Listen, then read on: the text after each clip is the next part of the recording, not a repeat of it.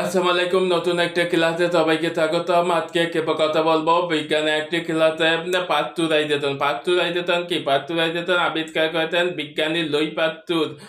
এটা সাধারণত 140 degree Fahrenheit বা 150 ডিগ্রি ফারেনহাইটের ভিতর দুধকে উত্তপ্ত করে 50 ডিগ্রি উত্তপ্ত করে সেটাকে ঠান্ডা করে 50 ফারেনহাইটের তাপমাত্রায় রেখে দেয়া ফলে বলে দেয় আবরণ তৈরি। এটা হচ্ছে পাস্তুরাইজেশন। এটা আবিষ্কার বিজ্ঞানী লুই পাস্তুর।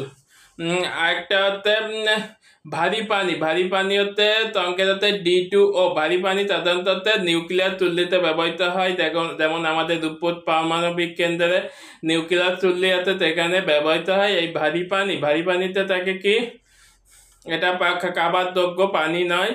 এটা হচ্ছে ডিউটেরিয়াম, পোর্টিয়াম আর ট্রিটিয়ামের সমন্বয়ে গঠিত এই ভারী পানি।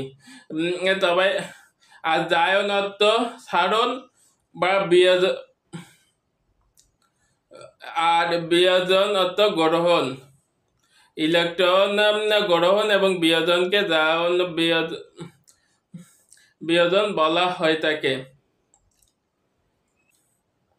সবাইকে এ পর্যন্ত ধন্যবাদ।